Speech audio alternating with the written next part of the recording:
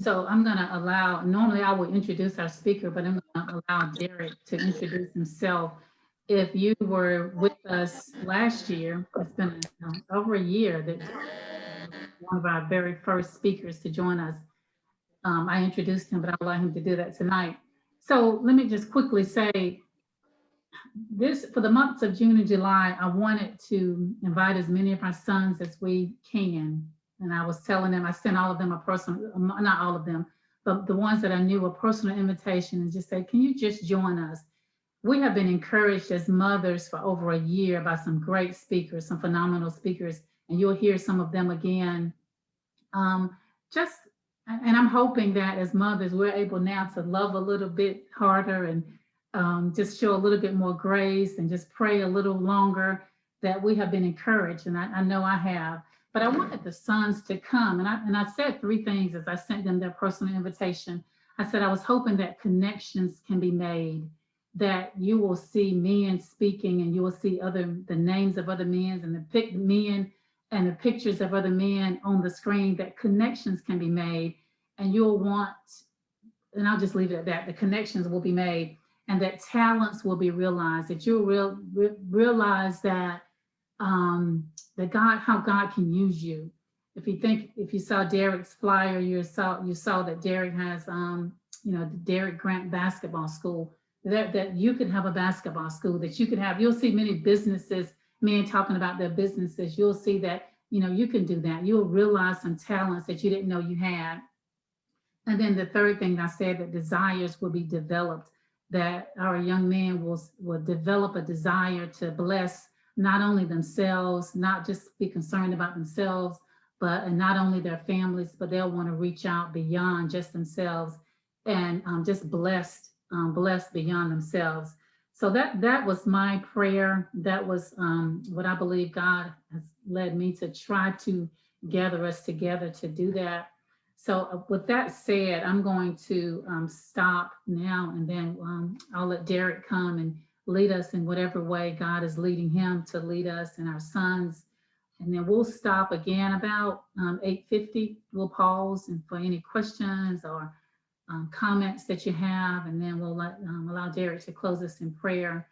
And then if we don't have our sons on tonight, maybe you can send the word back out and invite them to come, because we are going to have some awesome people to come and just talk with us during the months of June and July. So Derick, it is on you. Thank you so much for coming back. Can't believe it's been I know, Lori, thank you for having me, and the whole group, thank you for having me. It's good to be back. I was just sitting here thinking about it. I'm like, man, I can't believe it's been a year already. Yeah. It's just, obviously last year was like nothing we've ever seen before, but I've been saying this from day one. If we haven't seen it already in our lives, there's a lot to be learned. There's a lot of good that came from this. So I just wanted to talk today to anyone who has ears and basically give encouragement to you in this season, to understand that there's nothing you can't do. There's nothing you can't do. I spent the last 7 to 8 months kind of preaching this, like realizing, going on my own inward journey, working with people, helping people, and doing a lot of reading and seeing. Human beings are special, right? God created us in his likeness and in his image, right? And what that means is we have, if we think of God creating on a universal level, God creates the heavens and the sky and the planets.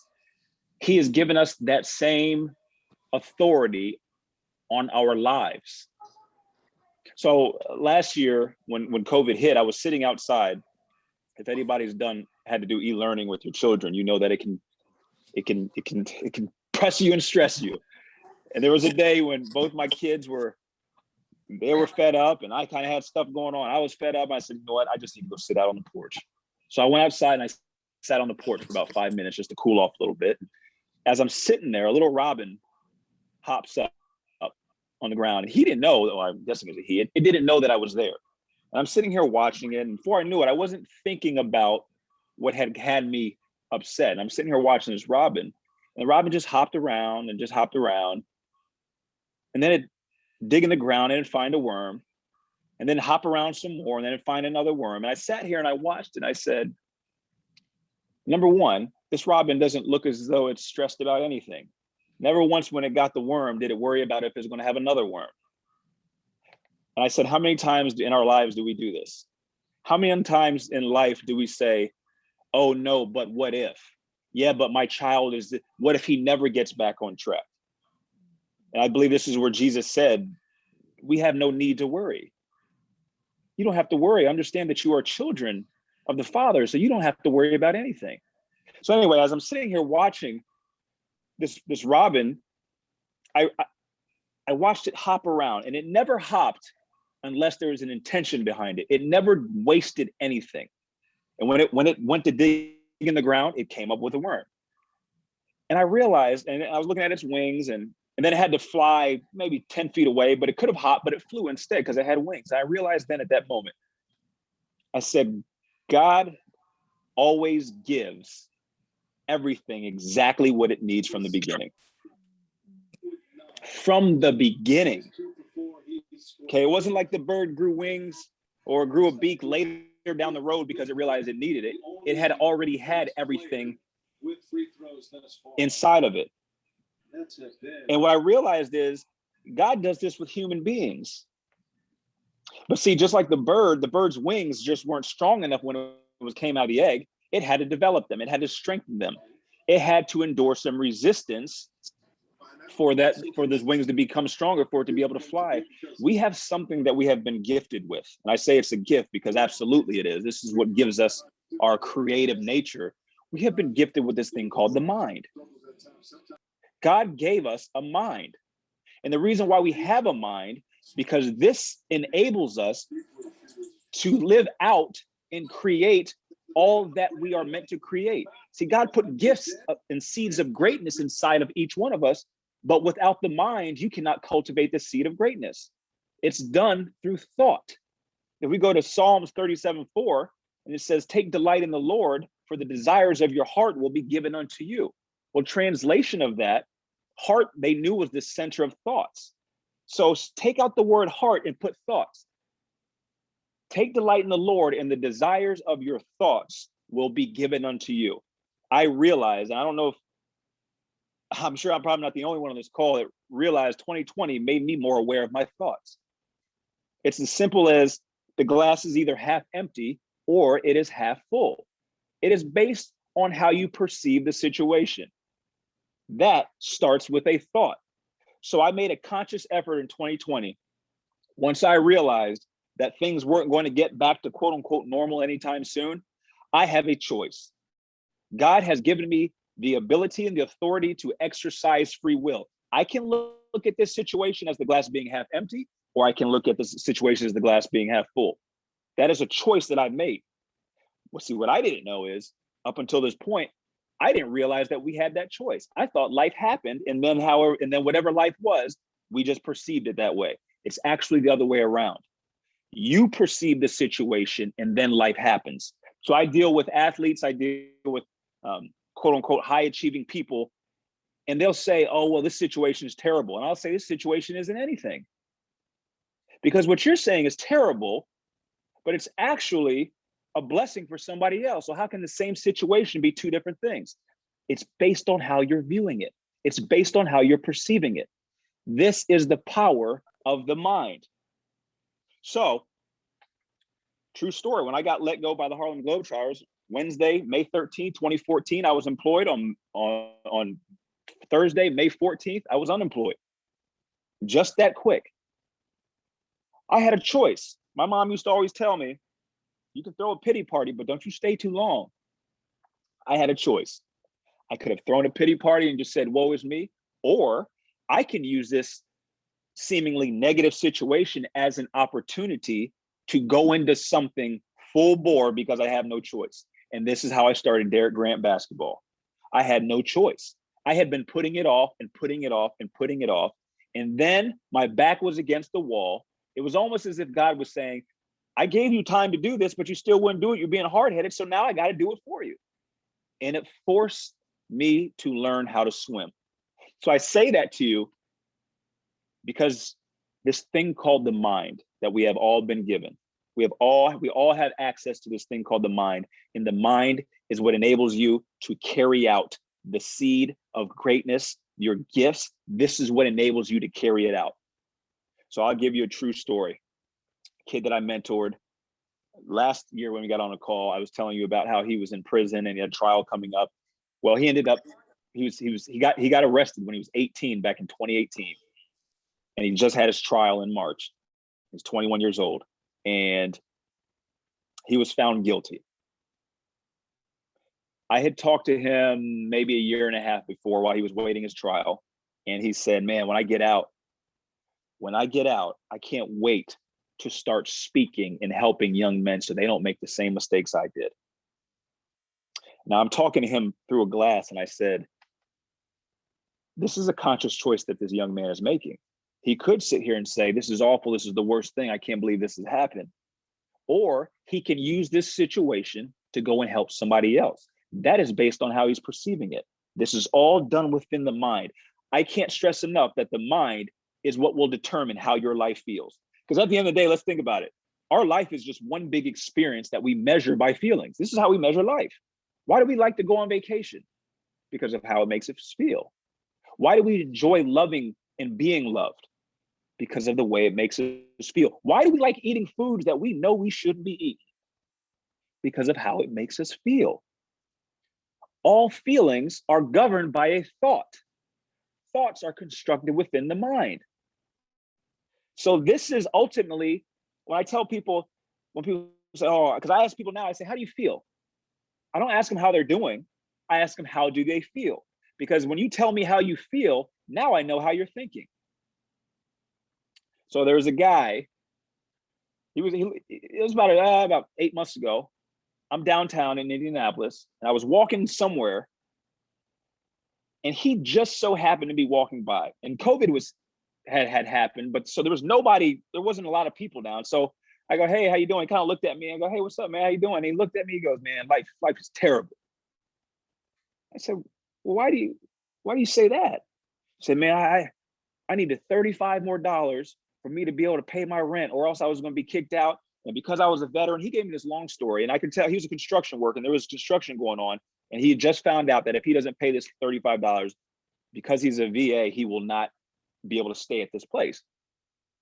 So I said to him, I said, well, why don't you sit here and see if you can ask somebody who's walking by, maybe ask them, get $10 from here, $20 from here. Maybe you sit here long enough, you'll get $35.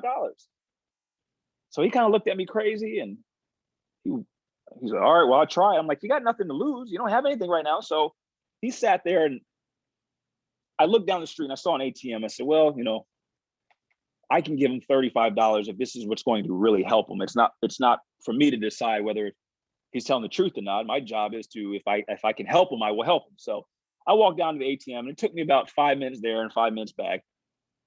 So I walked back and this guy was sitting there. And I knew he was telling the truth because he had tears in his eyes when I got back. He was probably 45, 50 years old. And I said, well, what happened? Did somebody walk by? He said, not one person walked by. Not one. I said, well, surely one person walked by. He said, not one. There was a guy walking with a Starbucks cup. He was about to start walking, and he crossed the street. He said, not one person. I said, well, it only took one person though. He goes, I know. How many times do we do this in life? God will bless us and give us what we have asked for, but it doesn't come packaged the way we thought it should, and we miss it. And it's sitting right in front of us. He didn't know that the one person was standing right here in front of him talking to him. So I gave him the money, and a tear starts rolling down his eye. And he says to me, he goes, you know what? I used to go to church. I used to go to church all the time with my mother, and my mother passed away and I stopped going. And he said, my mom told me there were people like you in this world, but I didn't believe it. He said, how can I pay you back? I said, well, here's what you can do. You're going to come across somebody who's in need, and then now it's your responsibility to help them. My point of the story was the situation only was based on how he was perceiving it. He was seeing this as nobody came, I don't have anything. Or he could have looked at it and said, well, here's the one person right here. So I say this because we all have this ability to view life in the light that we choose to, even though we've been taught, especially our young Black men, we have been conditioned to think we are supposed to look at life one way. So I don't know how much longer I have here on this planet, but my intention, my goal is to teach young Black men, you are the one who determines how your life feels, and how something feels will determine how you behave. And how you behave will be the actions that you take, and whatever actions you take is what carries out this thing called life.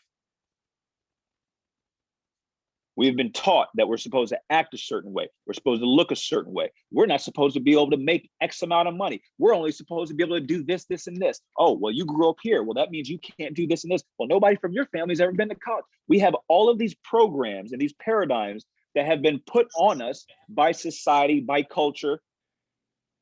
We must understand and teach our young Black men, not just our young Black men, our young people in general. Life will be based on how you perceive it, how you view it. So I tell my children all the time, you can do anything, so long as you believe you can. This is a conscious choice that you must make. I don't know the ages of everybody on here, but I guarantee you this, wherever you are in life, whatever you've accomplished, it has been because you believe that you could, period. You will always only be whatever you believe you're capable of. Working with athletes, I see this firsthand. So if I think a basketball player is the best player in the world, but he doesn't feel as though he's any good, that's what he's going to end up being. And then on the flip side of that, if I think he's a terrible basketball player and he thinks he's the best player in the world, his play and his behavior will be more in line with what he's feeling than what I'm feeling. My point of this is, you must understand that it does not matter what the world says about you. The only thing that matters is what you say about yourself. But unfortunately, we have been ingrained to believe what the world tells us. You must not be, be not of this world. You must renew your mind.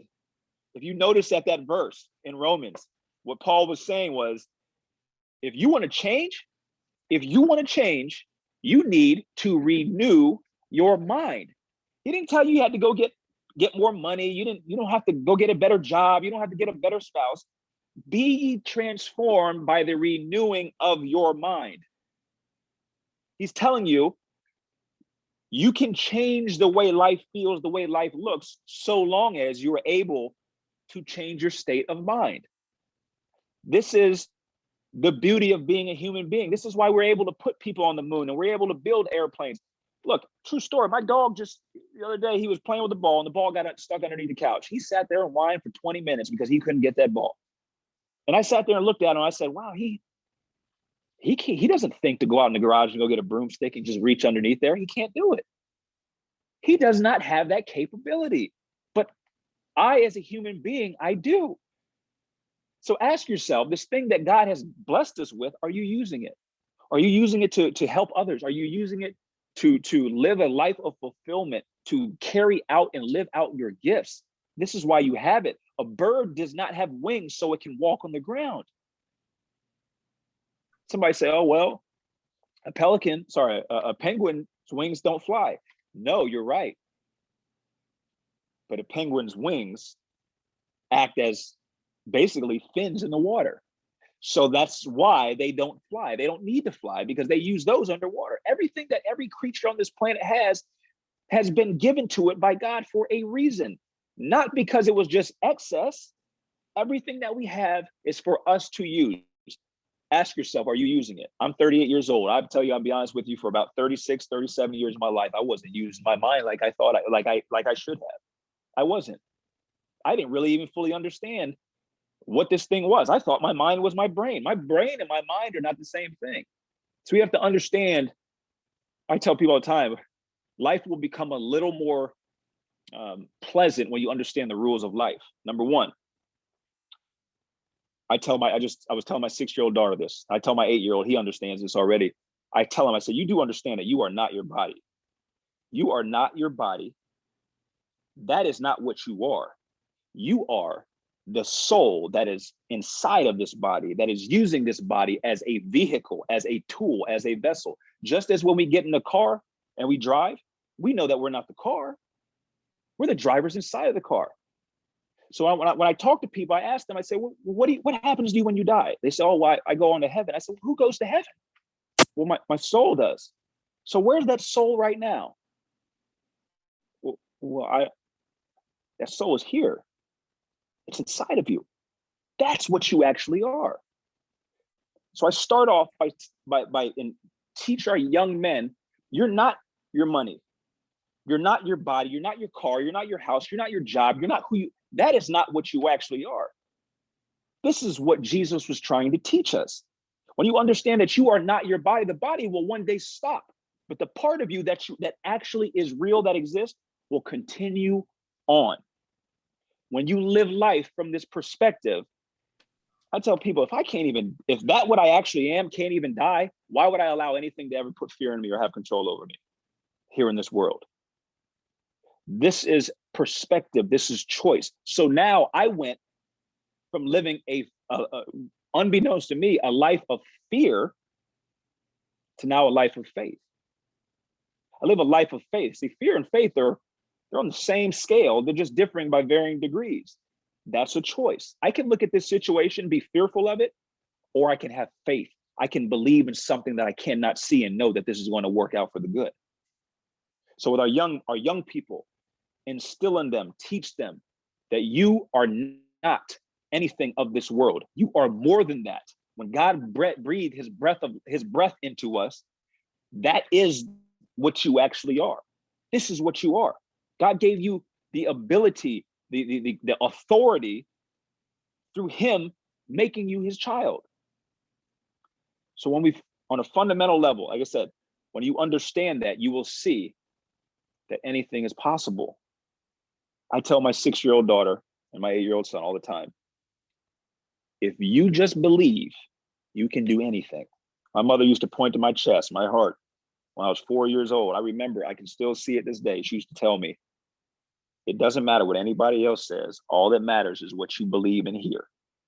Now, at 38, I fully understand what she was telling me. She was telling me it does not matter what anything outside of you says.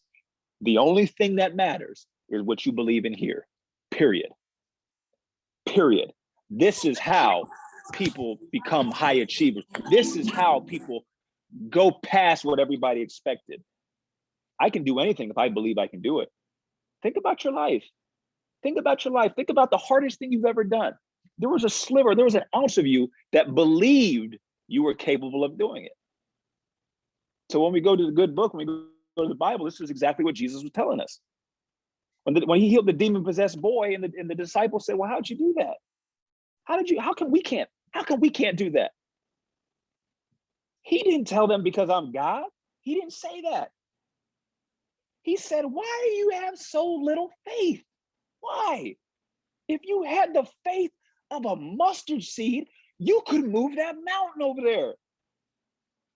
So let's break that down into layman's terms, in today's terms. He simply was telling them, if you believe, and you can achieve things that seem astronomical, like no one can ever, you can do it if you believe you can do it. And we know what happened when Jesus left. The disciples started to heal. They started to heal because they themselves had believed that they were capable of it when they received the Holy Spirit. So I say this, I can't emphasize enough because I'm seeing it firsthand. Everyone who I deal with, everyone who I talk to, I look at my own life. We are where we are because we believed we were capable of that. And it goes on the flip side. If you believe that you're not capable of anything, that's what you'll end up getting. That's what you'll end up being. And what I'm finding is within our community, within the Black community, we've been taught for so long that we couldn't do something, that we can't. I don't know how many of us are familiar with a science called epigenetics. So what epigenetics is basically through DNA, through genealogy, traits get passed down. So they did an experiment with mice where they had 5 mice, and they put them on an electric floor, and they would pump in a fragrance of cherry blossom. So every time the mice would go and eat cherry blossom, the smell would pump out, but then the floor would shock them. So they started to equate food, cherry blossom, shocking, not good. So they took those 5 mice, and then they bred them with 5 females that had never smelled cherry blossom and had never been shocked. And you'll be shocked at what they found. When these babies were born, these babies had never smelled cherry blossom, had never been shocked. But when they started to feed and they pumped cherry blossom fragrance into the cage, the baby mice would not eat. They found that the trait of this fear that was recorded into the DNA of the father got passed down to the children. I say that because we must understand that slavery was not that long ago. When you look at the grand scheme of things, slavery was not that long ago. The Jim Crow era was not that long ago. The civil rights movement, we see what's going on right now. This gets passed down consciously and also unconsciously. This is why it is vital that we speak life into our young people. I never tell my son he can't do something. Now, don't get me wrong. If he says he's going to go and light something on fire, I don't say, yeah, go ahead, you can do it. That's not what I'm saying. When it comes to him achieving something, I never tell him no. We were sitting at dinner tonight, and he was telling me how fast he was, and he said that he could outrun a grizzly bear. Now, at age 8, I would probably disagree, but I was not going to tell him that. Here's why I won't tell him that. I don't want him to ever think that there's nothing he can't do, because I understand how you do anything is how you do everything. So if he believes that he can outrun a grizzly bear, he'll believe he can be valedictorian of his high school class. This all goes hand in hand. See, I used to think life was just separated by I have sports, I have academics, I have my personal life, and I have social. They're all intertwined together. They're all intertwined together. So it's important, it's vital that you speak life into these young men, these young women. And I will say this for young Black men. Tell them that they are capable. See, what we see going on with young Black men and crime and what I'm learning from dealing with them, it's a programming of worthiness, unworthiness. See, Black men have been beat up for a long time. And over time, the program of you have to do X, Y, and Z to be viewed as worthy. Black people in general. I say this because it's vital that we start rewriting the narrative. So young Black men can start thinking, you know what, I can be valedictorian of my high school class. Yeah, I know nobody in my family's ever even gone to college, but I can do this. By making them believe, now we're being Christ-like. Now we're teaching this thing that Jesus tried to teach the disciples, the faith of a mustard seed. See, if I believe in something that has never been done or I can't see, I'm exercising this thing called faith. It is vital that we teach how to have faith. You have faith by believing. Believing is a feeling that is governed by a thought. In order for me to believe in something, I must think that I'm capable of doing it. So I'll give you a true story with me. Those of you who know my parents, my dad is not the tallest guy in the world, right? In the basketball world, he's not tall. My mother's 5'8", my dad's 5'7", I'm 6'2". So I say that only because for me to play professional basketball was unheard of. And for me to grow as tall as I am was unheard of. If I'm 6'2", it'd be like my son being 6'8". So I say this because understand that my father was not 6'8" and my mom wasn't 6'1". And on paper, it did not look like I was going to do what I did. But here's what I had. I had 2 parents who always instilled in me that you can do anything. I had 2 parents that because of the time they grew up in the 60s and because of where they grew up in South Carolina, they had to believe in themselves. It was a survival coping mechanism. I have to believe in myself because the world ain't going to believe in me because of the color of my skin. So they instilled in me, you got to believe, you got to know, you have to know what you're capable of. You have to believe that you are capable of doing something. So this was inherently ingrained in me. So I didn't ever think I couldn't do anything. But now as I got older, I started to realize not everybody thinks like this. Not everybody thinks that they're capable of achieving. Not everybody believes in the unseen. But even in that, I'm realizing that everybody is capable of believing that they can do anything. And this is the seed. This is the bridge, the gateway of you being able to be all that you've been created to be. See, God didn't put limits on you. God didn't put any limits on a human being. Man did that. Man did that. Every limit in your life is man-made, either by you or by somebody else. There was a kid who I was working with. He plays basketball, Division I basketball, and he said he transferred schools. He said, "Man, I want to play in the NBA." I said, "Okay, well, do you think you can play in the NBA?" He goes, "Yeah, I think I can." I said, "Okay, thinking, that's a thought, but do you believe you can play in the NBA?" And his face, he kind of looked at me and said, "Well, what's the difference?" I said, "Believing is you carrying out your life as if it's already happened. You know that it's already happened. So remember, Jesus told you, believe, right? Ask as if it's already given unto you." So I told him, he got discouraged because he wasn't even starting yet. He said, "Well, how am I going to play in the league if I'm not even starting?" I said, "It doesn't matter. It does not matter. Your responsibility is to believe that you are capable of it and work, and then surrender and trust God. Trust God's timing. This is all you're supposed to do." So this was in November. December, season's going on. He's still not starting. He's calling me. He's getting discouraged. I told him, I said, "Do you have control over these things that you're complaining about?" He said, "Oh, well, coach isn't playing me." I said, "You can do what you can from your end, but you don't have control over coach's decisions. You can't hop inside of his mind. So don't even give energy to that. You give energy to that which you can control, and that which you can't control, you trust that God will handle it." So he went on the next 3 weeks of focusing and staying positive and not worrying. And then he calls me up one day. He goes, "Well, it happened." I said, "Well, what happened?" He said, "I'm starting. I'm the starting point guard now." I said, "Okay. Well, why are you telling me like I'm supposed to be surprised? I always knew you were going to. You just had to believe it." So he says, so I asked him, I said, well, what made you start? What happened? He said, the leading scorer on the team, one of the best players in the conference, quit unexpectedly, had a 40-point game and he quit. He said, "I'm going back home," because he missed his family. So because he quit, this kid moved in to the starting position. And I told him, I said, if you had a million guesses, you never would have guessed that this was how you were going to get the starting position. I said, the limits that you placed on yourself, God is unlimited.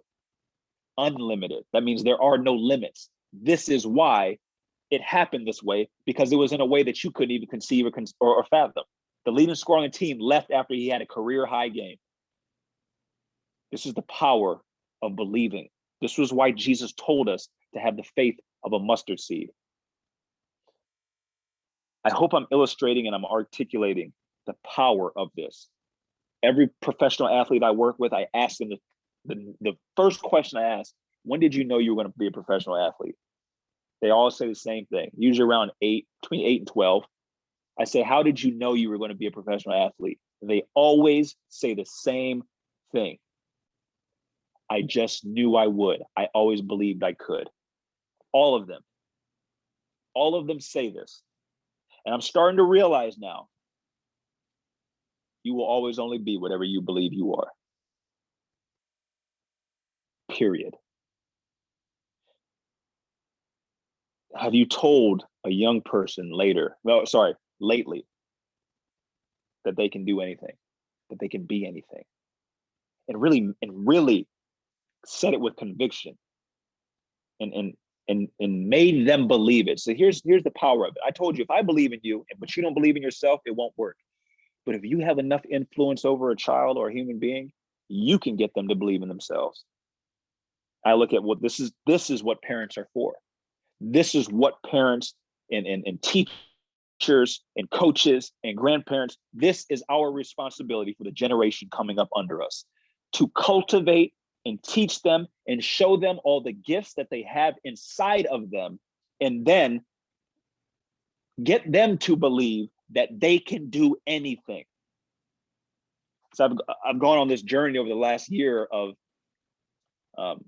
finding all that God has put inside of me, really like self-discovery, right? So I started thinking about what does the word discover mean? What does the word discover? See, the word dis is Latin for no, like none. So dis means no, cover. Cover is to drape something over to hide something. So when I discover, I take off the drapery of something that had already existed. It had already existed. So what I'm finding on this journey of self-discovery, I'm finding that God had already put everything inside of me. It was already there. I just had to pull back the cover. See, what we have been taught is that everything is outside of us. Just as I told you when I was sitting on that porch and I was watching that bird knew that it had everything, it already had everything in it. It had everything in it. It came equipped with everything for it to find that worm. See, what I didn't tell you was when I was watching this bird, it was turning its head like this. And I sat here and said, why is he turning his head like this? Why is he doing this? So if you're like me, you go on Google. I went and Googled because I knew you go on Google, you can find anything. So I went and Googled it. Robins can hear earthworms under the ground.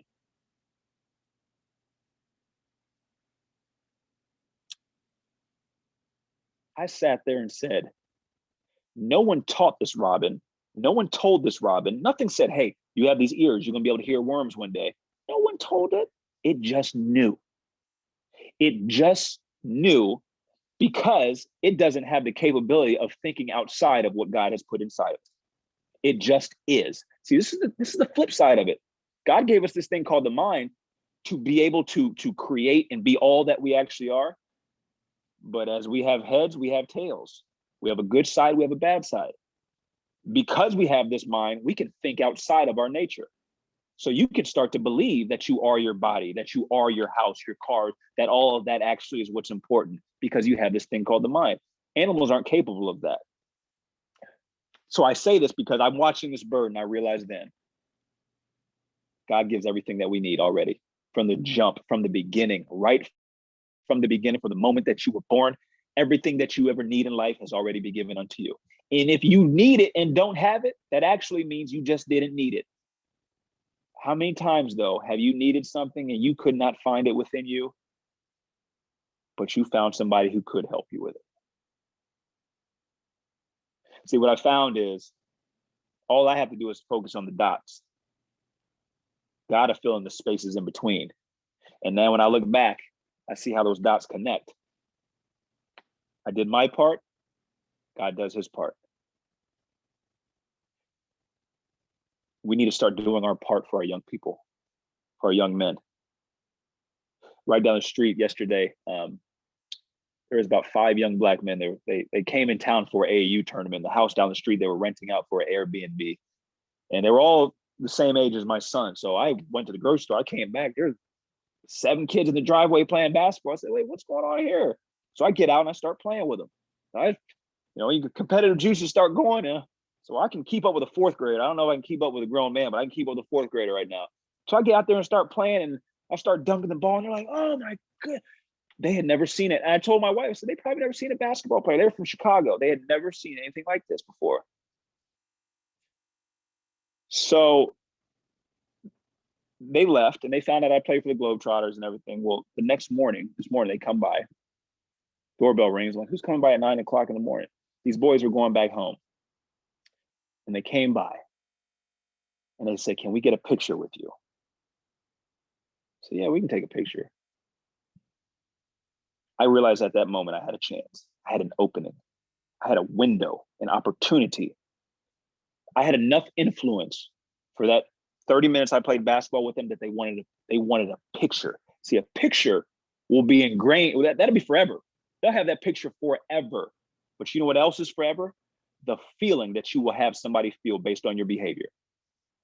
So I know they will never forget us playing basketball. And God gave me another opportunity. So I said to them, and their mom was down the street calling and said, hey, come on, it's time to go. And they're about to run off and say, hey, wait, hold on. Which one of you wants to play in the NBA? And all of them raised their hand. And they looked at me. I had their attention. They were just staring at me. I said, you want to know how you play in the NBA? And the mom's down the street yelling, say, come on, let's go. And they're like, we got to go. I said, wait, hold on. You want to play in the NBA? I'm just going to warn you. I may disappoint you with what I tell you. And they're all just sitting there waiting. I told them, I said, all you have to do is believe that you're capable of playing in the NBA. This is it.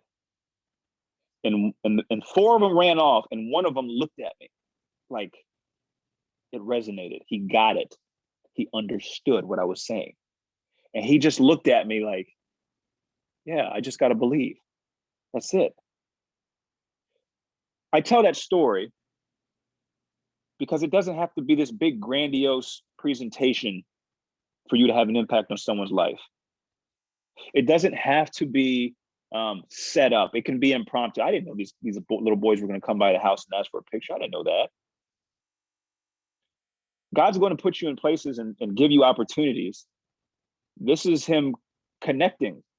It's your responsibility to fill in the dot, though.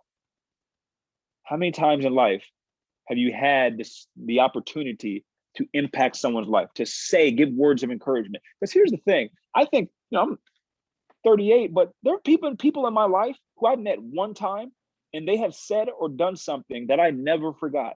I never forgot the way it feels. Now that I being a public speaker, I always take to heart, people may not remember what you say, but they will remember how you made them feel. This is it. This is it. You never know what someone's going through. You never know where somebody may just be clinging on for dear life, and they just need any positive encouragement or words of affirmation. It costs nothing. It's absolutely free to encourage somebody. Here's the other thing. Sometimes we can be hard on our young people. We can be hard on because they're not living life the way we lived it. They're not doing things the way we think they should be doing it. We have to understand that every soul that comes here comes to earth in a body has to go on its own journey to mature. My path is not like anybody else's path, and my mother's path is not like anybody else's path. All of our paths are different. While they all may lead to the same place, our paths are different. My job and my responsibility for fostering and cultivating these gifts within a young person is not to go to them and say, well, how come you ain't doing it this way? My job is to champion them and help them to see how to learn along their path. This is it. This is it. So now what I do is I tell young people, I went and spoke to there's probably about 50 young Black men. It was a leadership development course that they go to every Saturday to learn how to be men. And I told them, I said, stop looking at life as good or bad. Stop looking at life as good or bad. Because when you look at something as good or bad, this is something what we call duality that creates separation. Really, nothing is until you assign a value to it. That's what this is. Nothing is until you say that's what it is. So if, I'm working around the house and I hit my thumb with a hammer, trying to hammer a nail, my dog doesn't look at me and say, oh, that was bad. The dog just says, oh, well, the hammer hit your hand. Now what? I'm the one who assigns the emotional value to it. That's a choice that I make, either consciously or unconsciously. So I say that we must understand that life, you are here to learn. You're here to learn, you're here to grow, and you're here to love.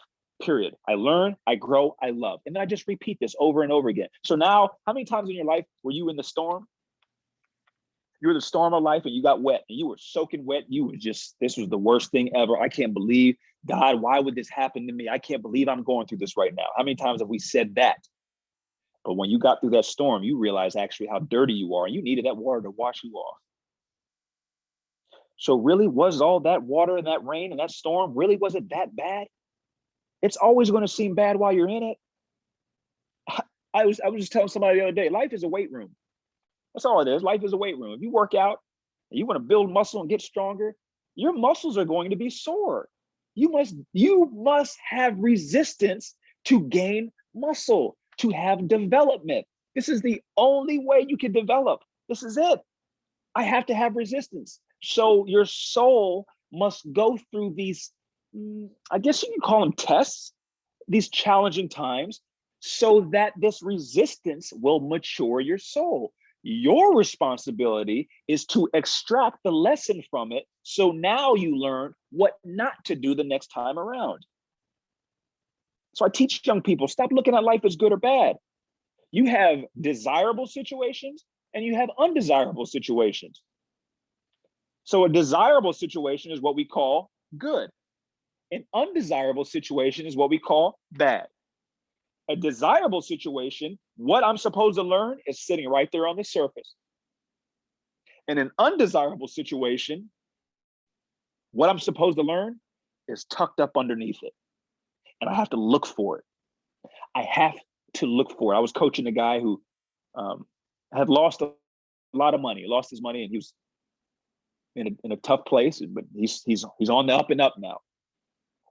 And I told him, he said, it was the worst thing. We lost everything. I said, well, he's like, but I have more money now than I did before. I said, well, maybe you had to lose that money so you could learn what not to do. See, when you look at life from this perspective, I actually learned more in life by learning what not to do than what to do. And the only way for me to learn what not to do is to sometimes take a couple lumps. My dad used to always tell me, he said, I can tell you the stove is hot, but you won't know until you touch it yourself. But when you do touch it, I bet you won't touch it anymore.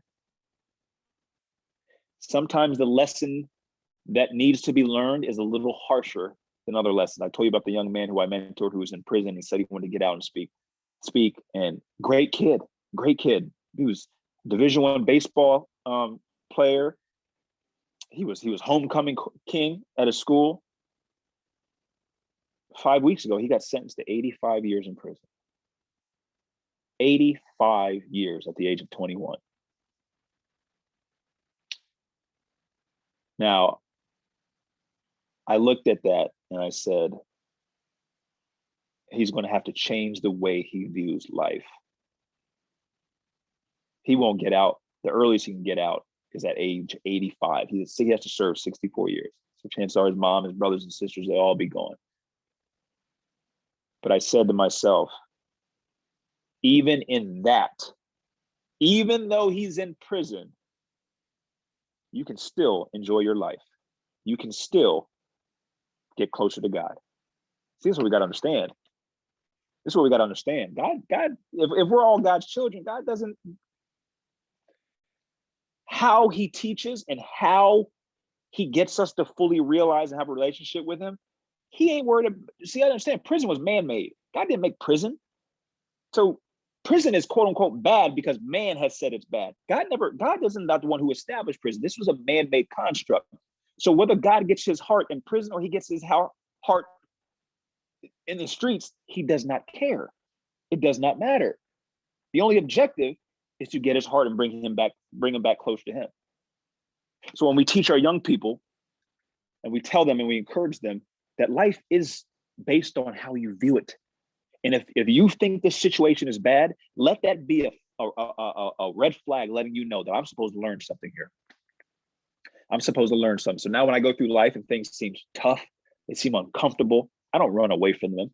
I know, oh, okay, this is a lesson. There's a lesson and I start hunting for it. What am I supposed to learn? What am I supposed to get from this? My mom always told me, she said, if you stay with it long enough, you'll figure out what God was trying to teach you. You will figure it out. This is what life is. So we've been conditioned by education. I'm all for education, but here's where we got it wrong. We teach our children, we teach people that, in school you had the lesson, teacher would give the lesson, and then you have the test. And the test was to make sure that you learn the lesson. That's not how life works. Life is the other way around.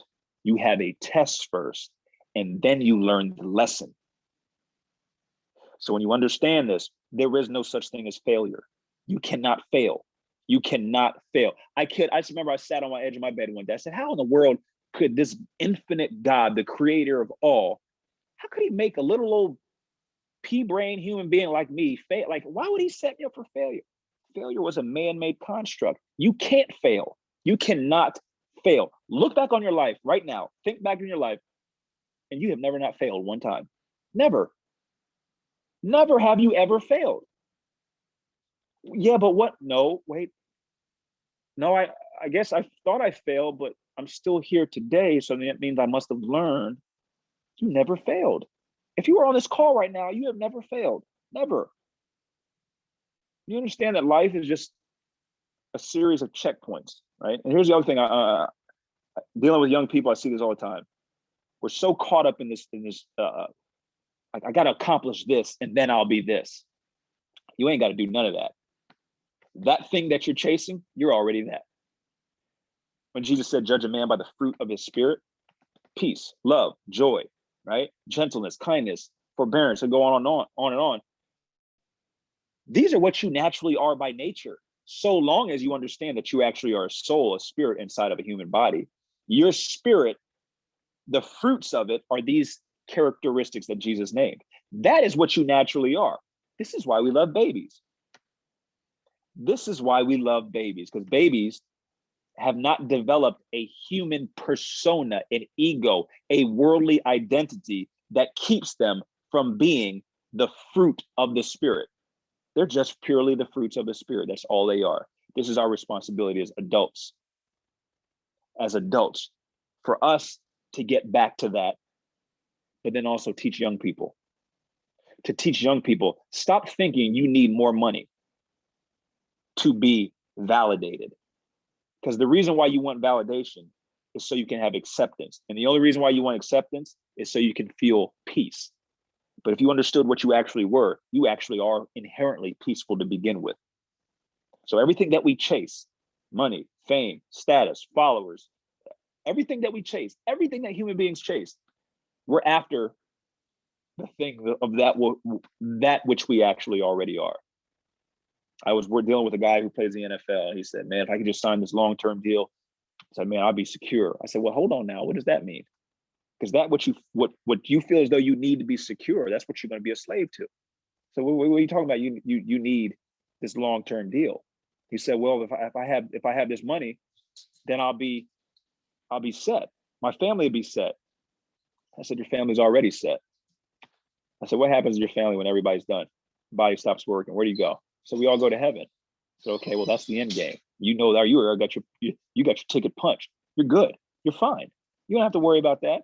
So now you're sitting here thinking, I need this, this, and this, because you have been programmed to think that if I have this, this, and this will give me peace. This will give me joy. That is an illusion. Well, we had a call yesterday. And he said to me, you know, it's funny, all those guys, I got teammates who sign big deals. He's like, I'm learning that they're not happy. They thought they would have, if they had these big contracts and, nice cars and everything, they would be happy. He said they're miserable inside. I said, yeah, you're ahead of the game now that you're realizing those things that you want that are outside of you, those things that you want are just to replicate the feeling that you already have inside of you. The key, the trick is understanding that you already are those things. So I tell young people all the time, stop feeling as though you need to keep up with the world. Stop thinking you need to make a certain amount of money. I think Bob Marley said it best. Money is a bunch of numbers. The numbers go on infinitely. So you'll never have enough. You will never have enough. You will literally be like a hamster on a wheel. And at some point, usually mid-30s, early 40s, middle of your life, you start to realize this. And you start to go through this shift. I've gone through it. But my point of this is let's teach our young people to start cultivating the most powerful thing that they have. The most powerful thing that they have. It's the mind. God gave it to us for a reason. God gave it to us for a reason. The only thing that separates one man from another man is his mindset. This is it. This is it. I know I deal with athletes. I can tell you right now, the only difference between a guy playing on the bench and a guy who's starting is the mindset. It has nothing to do with their skill. Their skill is better because of their mindset. So I'll tell you what, an hour goes by fast, but I just wanted to give encouragement to, we all interact with young people, and young doesn't mean you have to be 12, 13, 14. Young could be someone who's a year younger than you. You have an opportunity, if you're in somebody's life, to give them encouragement, words of affirmation, to get them to believe in themselves. So, yeah. Amen. Thank you, Derick. Thank you. That's some powerful nuggets that you have given us. And you're right, time does go by fast when it's so interesting. I'm going to pause for just a minute to see if we have any comments. We've got about 2 minutes to 9. Any comments or questions from anybody? A lot of information, a lot of good information. Hey, Lori. Yes. I'm just glad he learned all those lessons I shared with him. You said it'd be better late than never, right? So. Yeah. They stuck. But, I just want to add a comment, Lori. When I was growing up, I didn't want to teach in the secondary school. God let me teach in the college so I could see. But now my heart is with the young people, and he is right that you have to plant those seeds in the young people to get them to believe, because society, if they allow, will continue to bring them down. We need to build them up and get them, encourage them to achieve their greatness. Yes. I mean, we could hear a message like this every day and it won't be too much. It won't. Yeah. Be too much. Yeah, definitely. Thank you. Laura, you say that, and it's funny you say that, because my mom always taught me, you don't depend on anybody to do something for you that you can do for yourself. So I have to do this for myself. My kids know when they see daddy in the mirror talking to himself, leave him alone. I'm speaking life into myself. So that way I'm not dependent on someone else. So I teach my kids to speak life, say, I am worthy, I am capable, I am blessed. I tell them this constantly. And I'll give you real quick. I like, I like stories. We went for a bike ride last summer, and my daughter, she was 5 at the time. We're riding across this field, and there was a little bit of an incline. Well, me and my son got across, and it's just grass. And she didn't know how to stand up and pedal, and she couldn't get in. She's a tiny little thing, and she couldn't get over there. And she started crying. Because we had left her, and she couldn't get up the hill. And I went back, and I said, you have to tell yourself that you believe you can. Say, I believe I can do this. And you have to say it while you're pedaling. So I'm pushing her along, and she's saying, I believe I can. And she got tears going down her face. I'm getting goosebumps right now. She took off and rode up that hill like it was nobody's business. Oh, wow. And the only difference was she believed she could do it. This is it. Wow. Yes. This is it. Yeah. Gotta tell it to ourselves. Yes. Thank you, Derick. Yes, thank you. Yes, I'm going to ask Derick to close us in prayer, but if there are any other comments, we'll pause for just another few minutes. Thank you, mothers, for joining us again. Thank you. I don't know how many sons we have on, but thank you guys so much for joining us. Derick, thank you for taking the time to do this for us again. We appreciate it. And we won't stop. We're going to champion. We're going to be that champion that you commissioned us tonight that we need to be. So we're going to do that, do our part, and God definitely will do his. He's faithful. He is faithful. So Yes. we'll close us in prayer, and we will, everybody have a wonderful night. Oh, dear Lord, we just thank you. We're just unbelievably grateful for this opportunity, this space that you provided for us to come and share and learn and grow, and cultivate our tools so that we can help the younger generation plant their seeds and grow their seeds of greatness that they have inside of them. We thank you, God, for your mercy, for you putting inside of us things that we've done nothing to deserve, just out of the goodness of who you are. We thank you for this unconditional love with no conditions. We've done nothing to deserve this, and we're unbelievably grateful for this.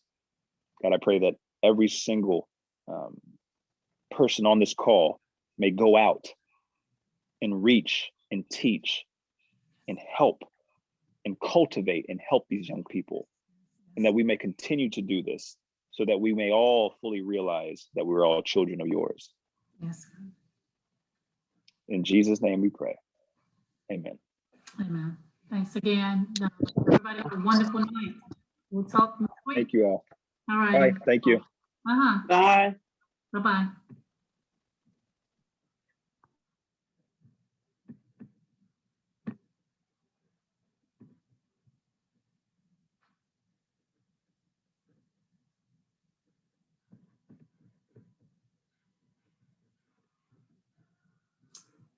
All right, I'm going to jump on a prayer call.